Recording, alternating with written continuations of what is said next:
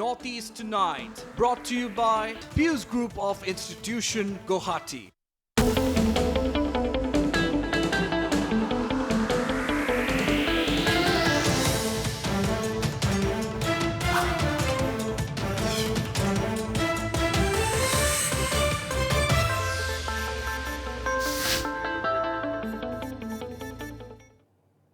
Hello and welcome to Notice Tonight, the show that decodes the region.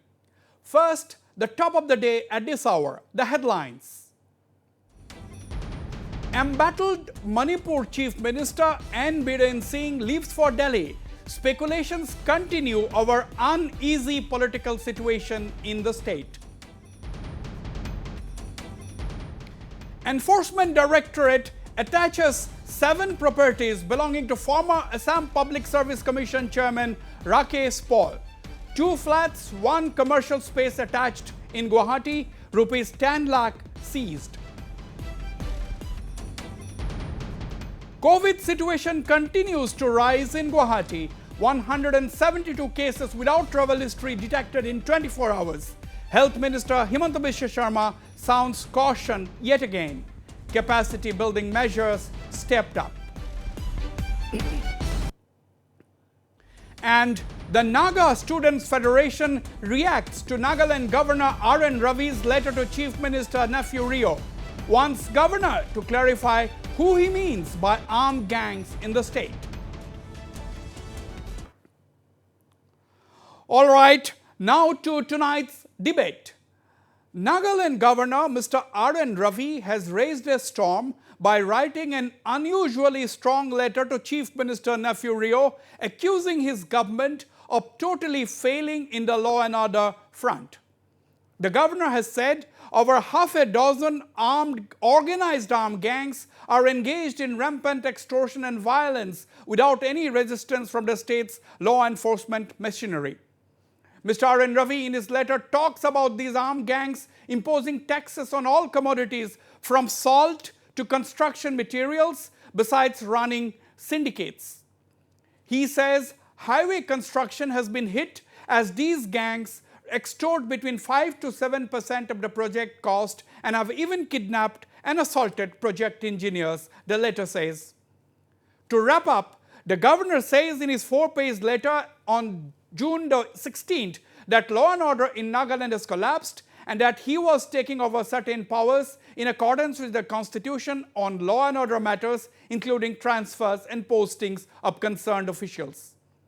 Now, Chief Minister Rio and 5 of his ministerial colleagues spoke at a meeting they had at the governor on the 19th of June and have explained the situation. Whether the governor is now satisfied is not known, but several questions arise. It is true that the governor, who is also the interlocutor for the Naga peace talks, has not named any organization when he talked about the organized armed groups. Which groups is he referring to then? Is he referring to the Naga insurgent groups? Or are there other organized armed gangs operating in Nagaland? Has the governor submitted a report to the President and the Ministry of Home Affairs? He must have, because the situation as per his letter seems to be grave. Is the governor toying with the idea of even President's rule? This is also a question asked by many people. What is the status of the Naga peace talks? Because one of the key players, the NSCNIM, has already come out with a statement saying they are not an armed gang. They do not indulge in extortions but levy legitimate taxes on the people to function as an organization representing the Nagas. There seems to be a lot of confusion around, many of which can only be clarified by the governor himself if he wants to, and of course Chief Minister Rio. To discuss the subject, I am joined by an extremely esteemed panel tonight. I am joined from Kohima by the advisor of the Naga Mothers Association and a key member of the Forum for Naga Reconciliation, Dr. Rosemary Juvisu, who is also an academic. Naga Hoho General Secretary Mr. Ilu Andang is also with me in Kohima. Joining me again from Kohima is Mr. Teza Terry, a top leader of the Naga Tribes Council. Also with me in Kohima is Mr. Achumbemo Kikon, Secretary General of the Naga People's Front, the state's main opposition party. And from Shillong, I'm joined by Dr. Javier Mao, professor at the Northeastern Hill University, and I'm also likely to be joined on the phone line by very, very respected and well-known social activist from Nagaland, Mr. Nikitu Iralu. Ladies and gentlemen, welcome to Northeast Tonight. First of all, I'd like to straight go to you, Dr. Rosemary Zuvisu. Dr. Rosemary, it is, if nothing short of a letter bomb, the governor suddenly surprising the chief minister and as well as the observers with this letter. Well, before you comment, let me tell you that Governor Ravi is a highly experienced man. He has been interlocutor. He knows the Naga issue, like the back of his hand. Even then, he has decided, despite being the interlocutor, to raise some very, very serious points in the letter. I'm not saying they are true or false, but this letter is indeed sensational. Now, question is, how do you view the letter which describes that at least 6 or more organized armed gangs are wreaking havoc in Nagaland? Wasbir, I think the governor's letter is very serious. There have been a lot of reactions to his letter, as you are well aware. Civil societies have not really responded yet. You must have heard of the Naga Students Federation's response today. And what is surprising is that we are looking at the Naga political issue now literally as a problem of law and order.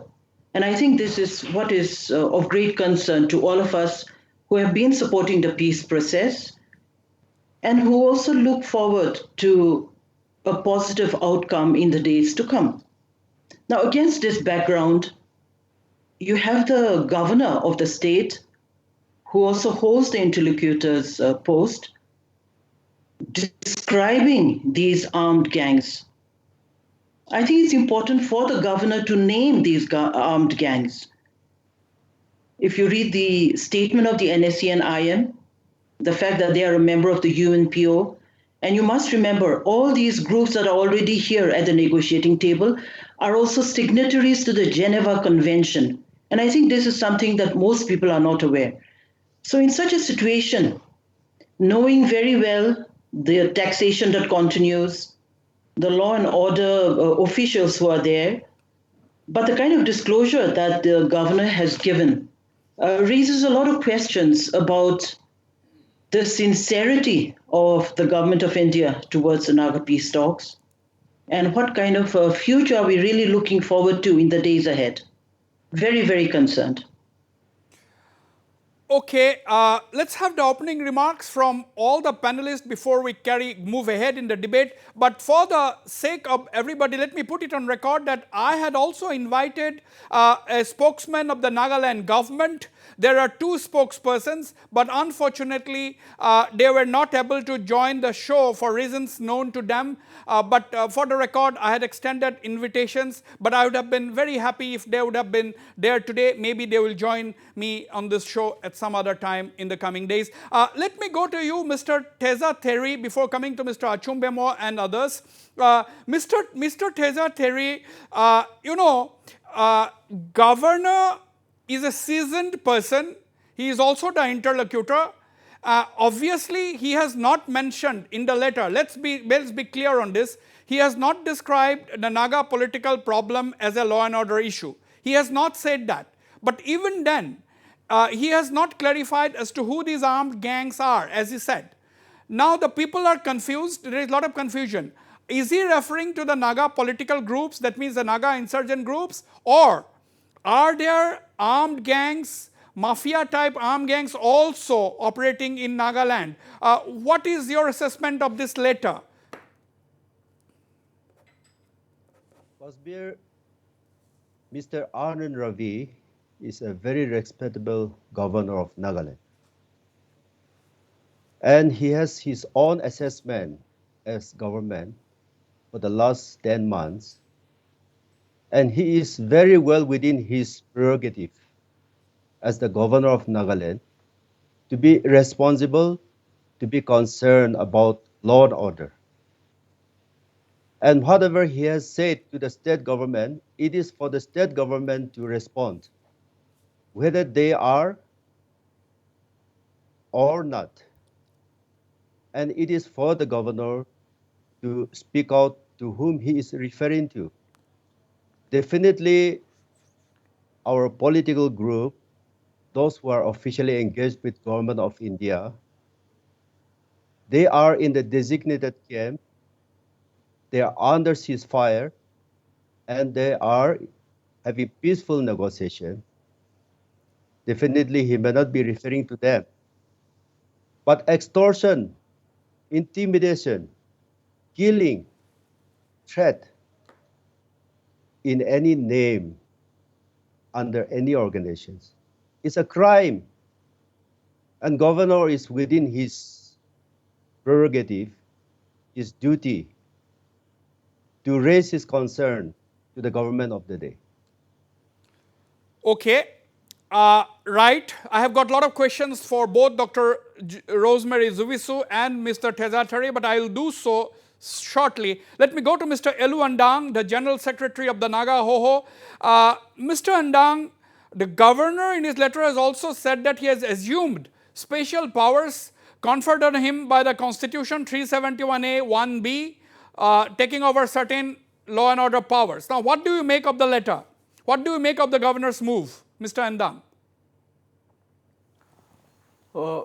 Yeah, Wasbir, when governor wrote the letter to the chief minister, of course, we cannot deny the whole contents of the letter. But here, one thing which really bothers the Naga people is when he mentioned armed gangs. No, whether he meant to say that the Naga political groups are termed as armed gangs, or does he mean to some other groups that I'm not very sure. But as we read through the letter, I for one is being made to understand that he refers this to the Naga political groups. Now, the law and order situation that he has been mentioning is nothing new in the state. Prior to ceasefire agreement, pre-ceasefire period, there were lots of killings, and of course, we agree that law and order situation was really bad. But now, post-ceasefire agreement, even if we cannot claim a total peaceful atmosphere, we can at least feel free. The fear of guns or situation does not arise at the moment.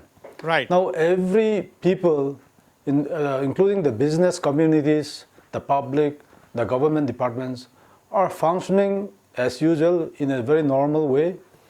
And I don't see anything extraordinary situation at the moment. Okay.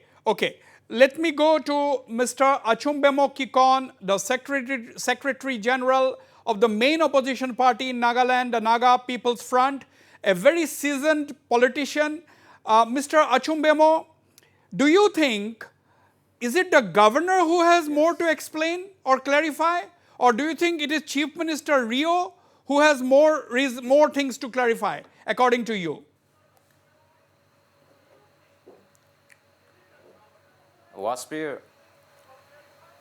if you see the contents of the letter, there are so many issues raised by the Honorable Governor, Mr. R.N. Ravi. I recall one of the statements made by Mr. R.N. Ravi on his arrival to Nagaland as a governor, and also holding a dual charge of the interlocutor to the Naga political talk. He has stated very categorically that the Naga negotiators are very smart, are intelligent, and they are quite a respectable man. I don't think he is a man who will just go back to his words suddenly. But I would like to remind you that you have the letter with you, I hope, with you, Mr. Wasbir. This is the letter, yes. He has stated very clearly that I have been, yes, I will read out the first line, please hold on.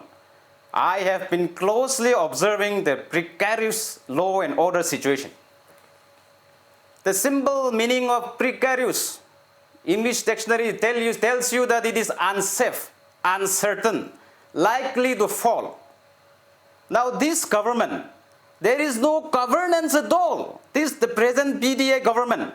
And therefore, there is a trust deficit between the governor and the popularly elected executive head. And in this situation, what more do you require? Immediately the government on their own should immediately resign on moral ground. Now, in this situation, the Naga People's Front, my party, have been advocating that the longer this government continues, it is unsafe for our people because there is no governance. Now, I have to intervene. I hope Honorable Governor R.N. Ravi, as somebody has mentioned, please hold on, just give me one more second, I'll complete it. We are confident that it is Naga issue is a political issue. It's not a law and order issue. It is an acknowledged fact. It is already acknowledged at the highest level with the Indian leadership, at the Prime Minister level. And therefore, now with the misgovernance of the present government, I think Naga issue cannot be reduced to the law and order. And what is compelling the Honorable Governor to say this? It is because of the misgovernance of the government.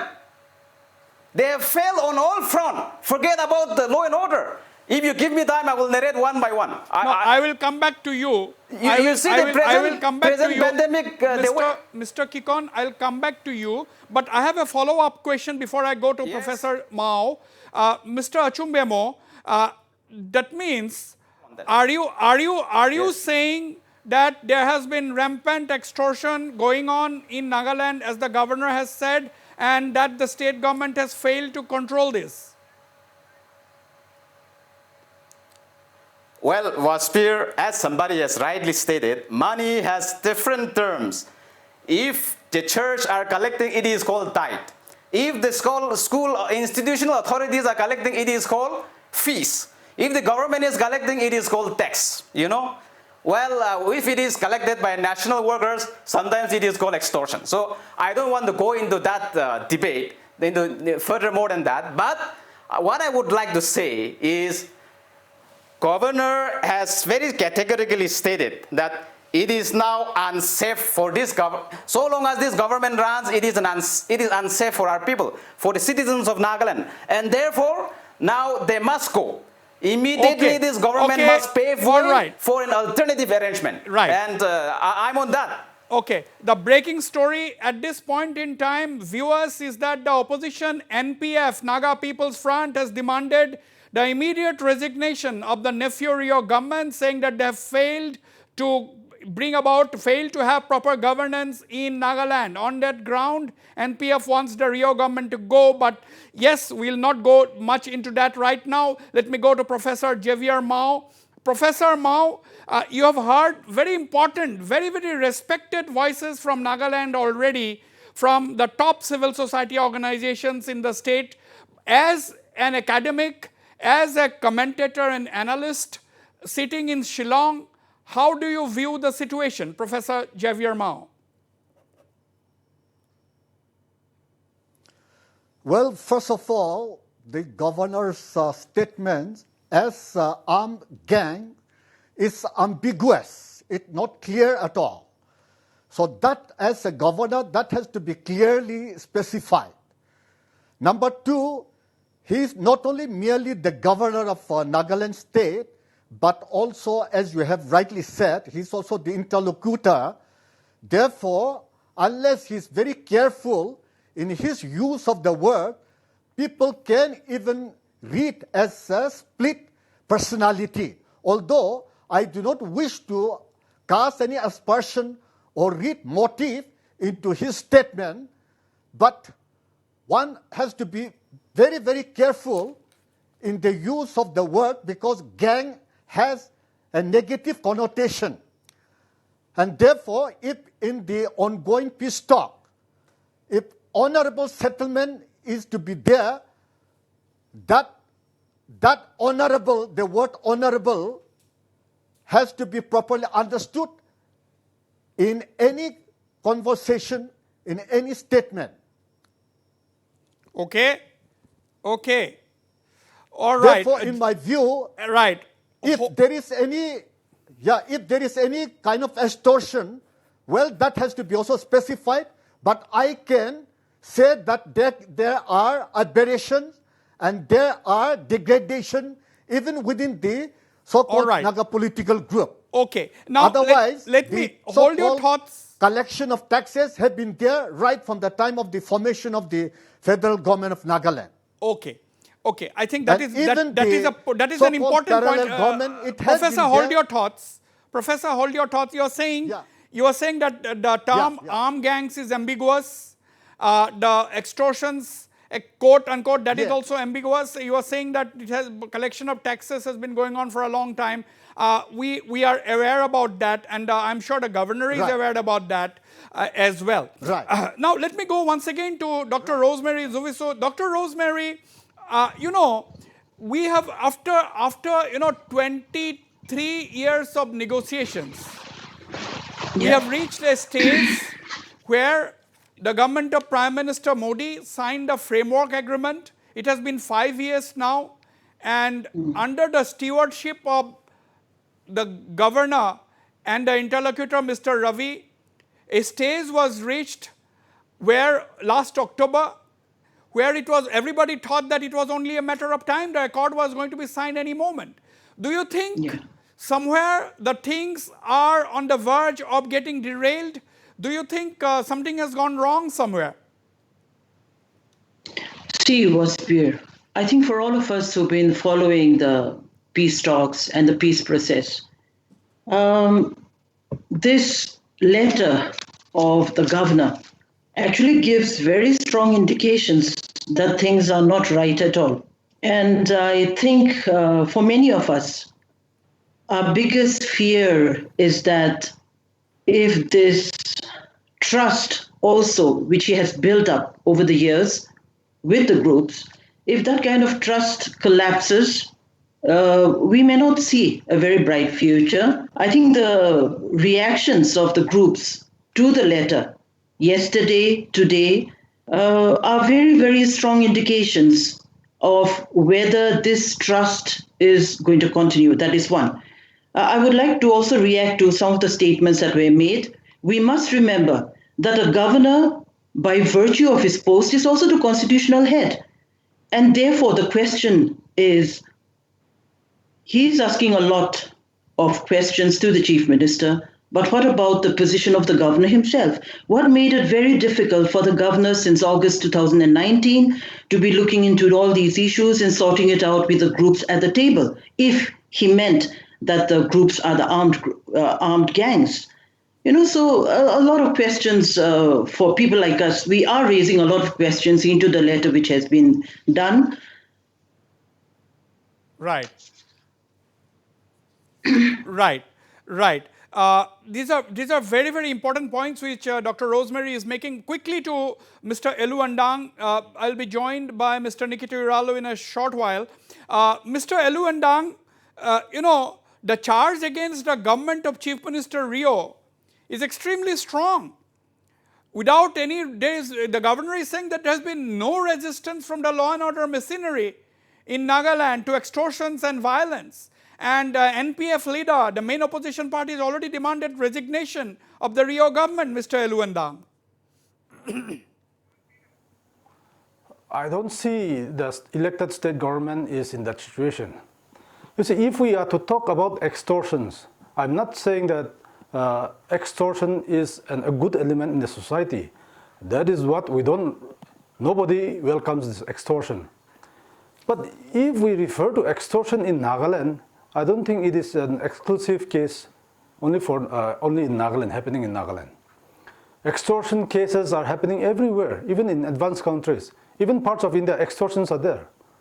But for that reason, we cannot take the government to task, blaming everything, shifting responsibility to the state government.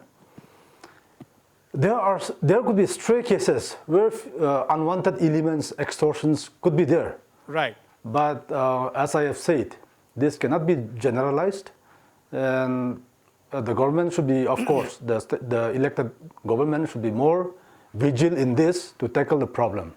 Okay, elected government needs to be more vigilant and should be able to tackle the situation. That is what the Naga Hoho leader, Mr. Elu Andang, is saying. I am now joined by Mr. Nikitu Iralu, one of the most respected voices from Nagaland, a very, very well-known social activist.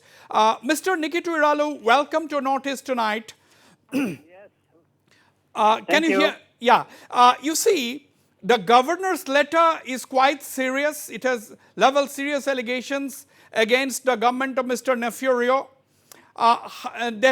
Governor has said that the law and order situation has absolutely collapsed. How do you react? What is your response? Well, I think the governor representing Delhi in Nagaland, we should not be surprised if he writes what he is seeing and observing.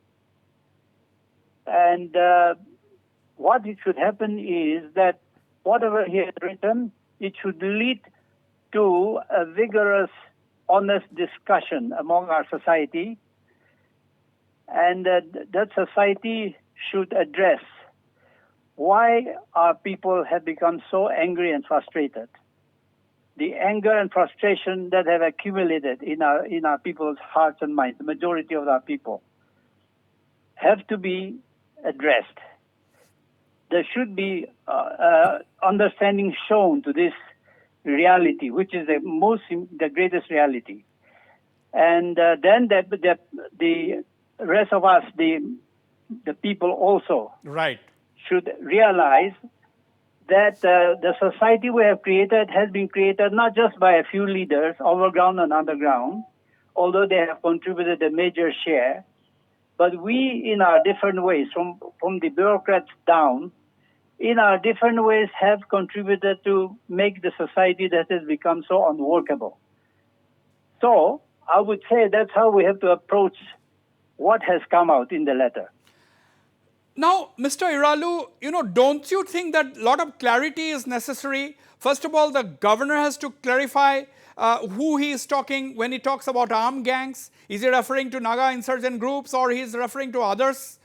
As well as the Chief Minister Rio also has to clarify as to what is he doing. Has he really failed, as the governor is saying? Yes, I think what the governor has written, it should be discussed so that what he means by specifically should be brought out, because facts are important. And our leaders, overground and underground, should not go beyond giving smart, political, legally right replies, because that makes the people more angry. Because the reality is the anger and frustration of the people that this matter has gone on for so long. So whatever the governor said, I think should be brought out and see whether he's right or wrong. So that means at this stage, do you think that it is necessary for the governor, who is also the interlocutor, Yes. to have direct talks with the groups with which he is already talking, NSC and IM and the other NNPGs? Well, I thought that has been the main thing he has been doing all along. As far as we, the public, our understanding is that that is what he has been doing all along, talking to the different groups. Yeah, but I was asking this question because from October last year, we, at least in the public domain, we don't know of very many talks that have happened in between. I also don't know about that. Now, but I thought it has been going on for a long time. So that talk has been going on. But in this situation, do you think there has been enough confusion created, and do you think this can impact the ongoing peace talks? Well, I think anything then going on will affect the talks going on. The most important energy is the frustration, the anger of the people. And I saw how they will do it, but the leaders overground and underground should get together, the different groups, all of them, because they are the leaders, overground and underground, as we call them in Nagaland. Right. Should get together and say, how do we answer the crisis that is getting more and more deteriorating more and more dangerously? That kind of an approach is needed. And get the people to feel included in addressing the crisis, because the crisis is threatening all of us, not just one faction or the other faction. Right. Now, and the different groups also must show that it is not just their plaything. Right. My last question, my final question to you, Mr. Iralu. After the governor's letter where he said that law and order has collapsed, there has been no resistance from the state, that he is taking over certain powers provided to him by the constitution, provided to the governor by the constitution, do you think that the Rio government has become untenable? Do you think Rio needs to clarify quite a bit? The opposition, Naga People's Front, has already demanded his resignation on the program today. Oh, I think that is why urgent. All leaders, we can't just blame one leader and to leave the others out. All of them have their part in producing the present mess.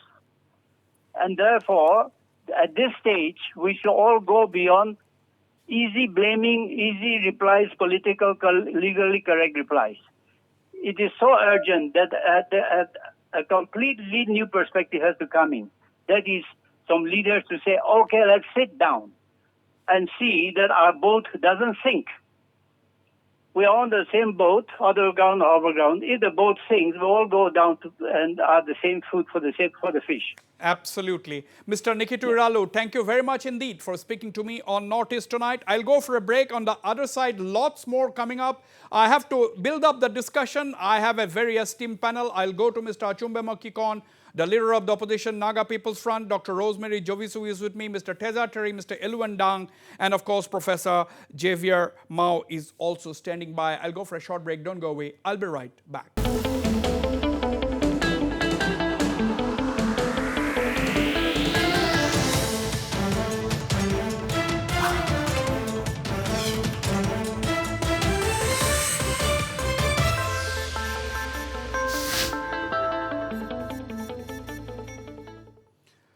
Welcome back. Let me go to Mr. Teza Terry. Mr. Teza Terry, now what is the road ahead? Now the question is, Teza, basically you have heard, Mr. Nikitu Iralu saying that the urgent need of the hour is for the overground and underground leaders to engage in discussions. And I think the interlocutor, who is also the governor, I think also it's necessary to hold talks, urgently, because after October, when the impression was created that the Naga talks was on the verge, accord was on the verge of being signed, we have not heard anything in the last more than 6 months. What do you think? Yeah, Wasbir, there are two levels. One, Mr. R.N. Ravi as governor. We have one governor for the first time has invoked the Article 371A, 1B. And the letter that he has written to the Chief Minister is very serious. And we believe every word that is written is truth. And it is for the government to reply to this. Government runs at the pleasure of the governor. If they cannot explain and satisfy him, they have no right to run the government. On the other hand, if the peace process are formally closed on 31st of October last year, there is no reason as to why the solution which is promised to the people be delayed indefinitely, except because of this pandemic situation. I see no reason as to why government of India should delay this. There has to be a pragmatic, decisive, what is promised should be delivered to the people. Fair And enough. informal talks are on, I believe. Okay. But they should bring out. I think that is a very fair expectation. That is a very fair comment to make, that if the talks have concluded on 31st of October 2019, why should it take so long? Because everybody here, including me, or for that matter our channel which is representing the northeastern region, we all want that there should be no going back from this particular stage where the Naga peace talks have arrived after long time. And to a great extent, ironically, the governor R.N. Ravi is himself responsible for pushing the Naga peace talks. Let's not forget that part. But having said that, this letter needs also a lot of clarification. I am coming to you, Mr. Achumbemo, but let us quickly listen in to what Nephew Rio had said actually yesterday on the governor's letter. This was the first comment which Nephew Rio had made yesterday on the comment. He said that the meeting did take place on the 19th of June. Several of his ministers spoke. Let's hear from him what he said.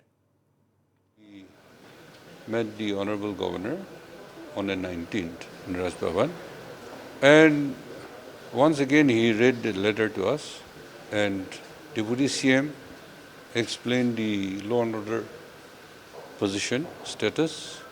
Then Mr. Kaito spoke, Im Nahalong spoke, Nimbakrono spoke, and Jacob Zimomi spoke. Then I spoke the last, and I covered all the issues once again. So we'll be submitting our finding again, and what we said are all recorded. It will be given back to him. And he brought some issues in various departments. So as far as possible, those things will also be given in written. All right, that was what Nephew Rio, the Chief Minister, said. There is not enough clarity on what he said. Actually, he did not go into the issue. He only said that he met the governor, his colleagues have spoken, he also spoke, tried to explain the issue, and the only point which Nephew Rio said in that brief conversation which he had with our channel, our correspondent in Kohima, is that he is going to send a written report to the governor. We'll have to wait and watch what he says in the report. Now, since the governor's letter is out in the public domain, one would expect that the Chief Minister's reply should also be out in the public domain, because people would definitely like to know how he has responded to the governor. Achumbemo, don't you think that if and when, as and when Mr. Rio submits that letter to the governor, don't you think he should give a copy to the media?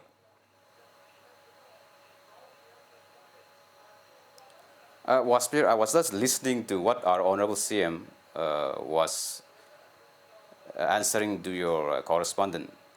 I hope your correspondent have not asked him to produce of the list of speakers who have spoken when he met the governor. No, he has himself said. He was only telling you let me who be have clear, spoken. Mr. Achumbemo. That is very unfair. That is very unfair on his part. He should have at least stated something, because he is our leader, and with the public, we ought to know where the government stands. Having said that, I will come back to the earlier point which I have stated. This government has failed on all fronts. See, you see the present, the way they are handling the present pandemic in Nagaland. Don't go into that. Don't go into that, please. Mr. Achumbemo, stick to focus on the discussion, please. They have failed on all fronts, and therefore I must justify. Wasbir, you must give me at least 3 seconds. I have stated that they have failed on all fronts. One, on the establishment of the PSL Lab 3 in Kohima, it took them several weeks, months. Okay, they could not do it. It's only after the intervention of some concerned citizens. They filed BIL in the High Court. No, my point is, after that only they installed. I have got a very important... Even in Achumbemo, Dimapur, they please. did the same thing. So it is government, Wasbir, you have invited me to the channel. I think I have been asked, I should be given a fair time to speak. You are speaking. I was trying to bring you back to the focus of the discussion. Now, this government, there is no governance. It's only, even the establishment, the installing of the BSL app is only after the intervention of the High Court. Now, then, where is the governance? Then you talk about the COVID cess. The government has increased the. No, let us not go. Ashum Memo, it's not fair. We are running short of time. Which department we have a lot of panelists. Please focus on the topic. Later, we are discussing that. He has encompassed all these issues. Okay. He didn't mention in detail, but if you read between the line, I think he has encompassed all these things. And Wasbir, the writing on the wall is clear that. See, as far as the Naga people the desire of the Naga people is concerned, there has to be an honorable and early solution to the vexed Naga political issue. No. And that is also one of the priority of the Naga people's front, the NBF. Okay. And therefore, when there is a trust deficit between the governor and the chief minister and the government of the day, the PDA government, how can you expect an early solution to the Naga political issue? The governor of today, Honorable Governor Mr. R.N. Ravi, is not only a governor for Nagaland, he is also the interlocutor of the Naga political issue. Yes, you have made your point. Let us give an opportunity. Please, political talk is at the Prime Minister level. You have made your point. Let us go to other panelists. We have very just 1 second. Please hold your thoughts. Achum Memo, no. Please give to other panelists opportunity to talk. The Prime Minister of India. Okay. And when the representative of the Prime Minister is having a trust deficit with the Chief Minister, what early solution do we expect? Okay. You have made your point. Let me take the opinion. Yes, I mean, there is a lot of Dr. Rosemary. I'm coming to you, Professor Mao. Dr. Rosemary, this trust deficit between the governor and the chief minister, which is obvious from the letter, do you think that is going to impact the ongoing peace process? It definitely will, Wasbir, because I've actually just spoken about one aspect of the letter. You will see that the other aspects are about corruption, lack of accountability, and also the presence of even the Chief Secretary, the Home Commissioner, and the DGP in the kind of negotiations with these kind of armed gangs that he talks about. For a lay person and for a citizen, I think these are very serious issues which the governor has raised. The government has a lot to answer, but I think the very fact that he's writing to a chief minister who's just a call away, and he being the constitutional head of the state, is also unable to take action on lack of accountability, on corruption, on extortions, and the fact that he's also the interlocutor. I think even our honorable governor has a lot of answers to give us, because when he points his finger at the sitting chief minister and the government, for someone like me, who respects the office of the governor, we must remember that a governor also has an equal responsibility to the accusations that are actually being put to the government. Okay.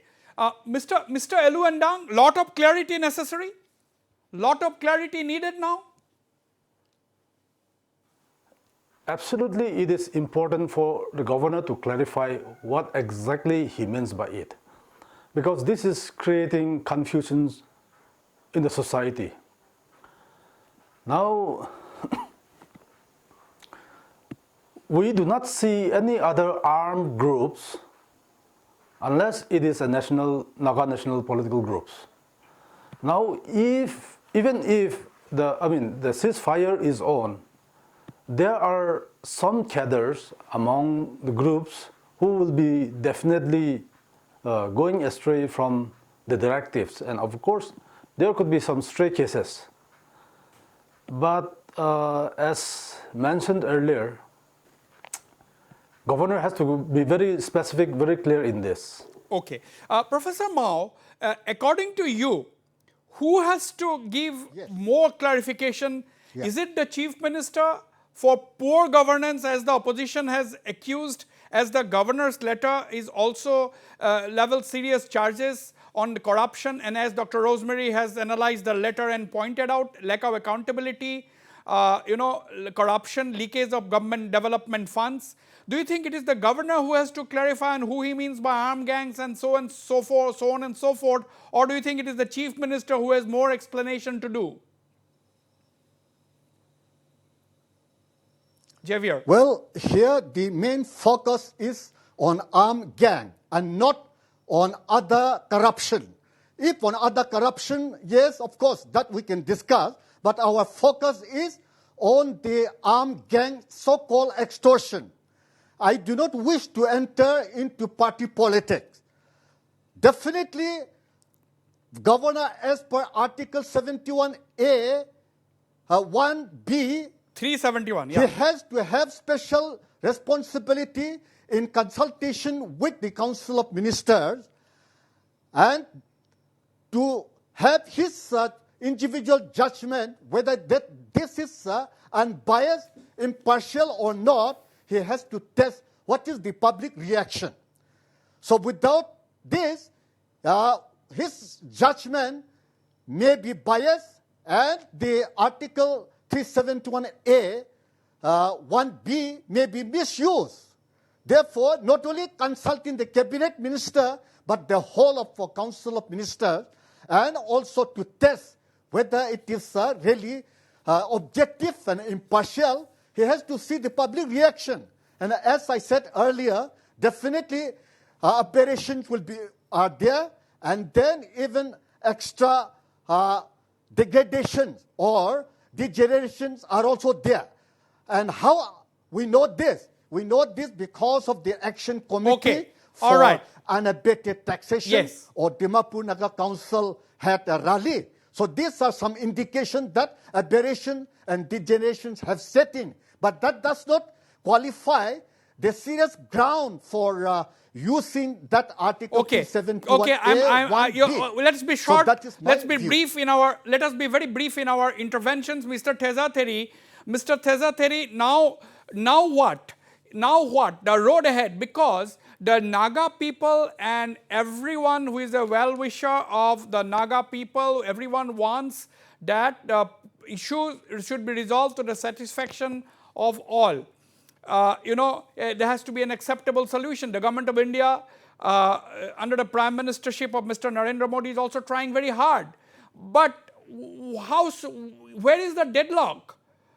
What is the road ahead now? A lot of people are suggesting, even on this panel, that there has to be urgent talks. Mr. Iralu has said between the overground and underground groups. How do we move ahead? Do you think this letter, Mr. Rio and the governor's letter to him, has created some kind of confusion at least? It's me, no? Yeah. Yeah. Mr. Wasbir, I think there are two responsibility, because Mr. Arun Ravi, as a governor, he has a responsibility to clean up the mess. He has to restore the system. And the command must be set in order. But trust and confidence must be built. The ground must also be prepared. That part, I believe he is doing well. On the other hand, they have to start the talk immediately without wasting any more time. The communication that have to resume with the negotiators. And I believe government of India is fully prepared, because as Naga people, we are fully prepared to accept the solution that is acceptable to the people. Any solution is not for the negotiator. It is not the political group. The solution is meant for the people. And it must be acceptable. People must prepare to accept it. I think he has already done a good level of discussion with the civil bodies and the public at different levels. Now people have fully understood. So this is the right time for government of India to act. Okay, okay. Mr. Eluandang, my last question to you, Mr. Eluandang, you know, can anyone deny that there has been extortions, or if I may say collection of money from contractors, businessmen and even government servants in a big scale, even without going into the fact as to who these people are? Forget about who these people are. But is it not a fact? No, this taxation, we cannot deny it, because since the movement, the Naga people have already accepted, and they have willingly agreed to pay tax for a national cause. So we cannot deny that the Naga political groups have been collecting taxes from the Naga people and the business community. It is very much there, it's nothing new. And even if the government stops, if the movement continues, then maybe the public will be forced to abide by their orders, which is going to be very costly again, in case if the government pass certain laws, the public will be at risk again. And as I have said, unless the root cause is addressed, this will come around again and again. Okay. The government, the national government cannot survive without money, without tax. So obviously to survive, they have to do, by any means, they will be going to extreme extent. And now, can the government protect the lives of each public, each business community? I think that is not possible. So government of India must seriously look into this and address the issue at the earliest. There has to be an honorable settlement at the earliest. Then only all these issues can be addressed. But Dr. Rosemary, Mr. Eluandang, or for that matter, others are saying that need to address. But that is the problem. Perhaps non-addressing of this issue may have led the governor to write such a letter. Very possible, Wasbir. But I think the way ahead should be the governor himself, the honorable governor himself, using his office to take action on all the irregularities that he has seen and heard and which has been represented before him. That is one side of it. And I would still insist that the second part of it would be resumption of talks, building confidence measures between these groups and the negotiator, the interlocutor himself, and the government of India. And at the end of it, even the Naga public must understand that unless we have the Naga political issue resolved, we are still going to have a continuation of the kind of issues which are being raised. Let us not forget that it's not only armed gangs and armed groups who may be the extortionists. You also have extortionists who are sitting in offices, who have been sitting there for all these years. And I think these are very, very serious concerns that we have raised over the years.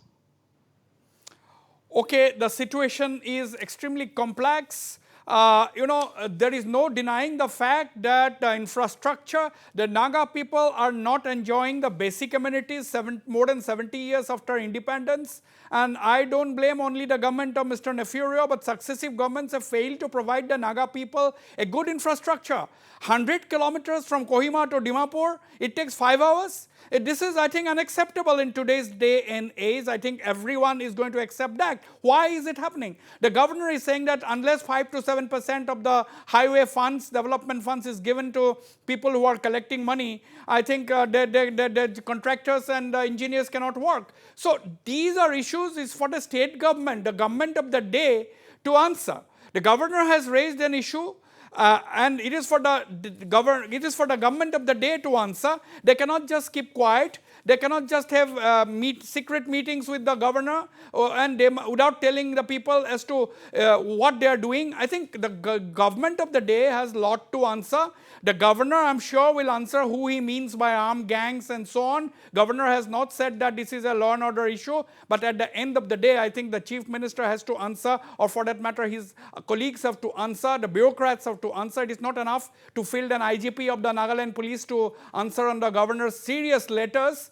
I think that is something we will expect the chief minister, who is also a very experienced political leader from Nagaland, to also come up. I'm sure he's going to do that in the next few days. But Achumbemo, don't try to make political capital of the situation. Please listen to my question first. Mr. Achumbemo, don't try to make political capital. Don't try to cash in on the situation. How can the Naga People's Front contribute? Can you contribute in resolving the issue now? Achumbemo. Absolutely, absolutely. If I would like to take just 3 seconds. Yes. Number one, the framework agreement was signed during the NBF-led government here in Nagaland. And, you know, there was a ceasefire between the government of India and the Naga political groups. They were not invited for a talk. But it is the initiative of the NBF party and the NBF government who has convinced the government of India that every group should be taken into confidence and they should be also invited for a dialogue. And therefore, today the dialogue is going on, the political talk is going on. And now I have stated that, you see, when there is a government that is already touted, when the governor himself has already cast aspersion on the popularly elected government, the PDA government, how can we expect solution in this kind of environment? And therefore, for the sake of the Naga people, for the sake of the Naga peace process, for the sake of early and honorable solution, not for the sake of NBF, not for the sake of my party, not that I wanted to be in power, but for the sake of the Naga people, for the sake of the Naga peace process, they must immediately pave way because there is already a trust deficit. I am repeating this. The Honorable Governor Mr. R.N. Ravi is not only a governor today, he is also the interlocutor. And he represents the Prime Minister of India. Right. I'm running totally. When the governor himself is saying that he cannot trust his own government, how can this government continue? Right. Thank you, Achumbemo. Just give me 2 seconds. I'm cutting you short only for the lack of time. I'm cutting you short only for the lack of time, not for anything else. I've completely run out of time. I apologize to my panelists if I have not been able to give enough time to all of them. But the most important point which has come out from this discussion is that the confusion has to end. Talks have to take place. The issue has to be resolved. At the end of the day, we cannot expect the Naga issue to get into one more long spell of deadlock. We have reached this position after a long time, and this has to reach its logical conclusion. And if anybody, it is Mr. R.N. Ravi, who also can play a very critical role in breaking the deadlock and taking things forward. And of course, the voices from Nagaland are extremely important to diffuse the crisis, remove the trust deficit, and reach a final conclusion to the Naga political problem. On that note, I thank all my panelists for participating in the program and the viewers for watching the show. Good night and goodbye.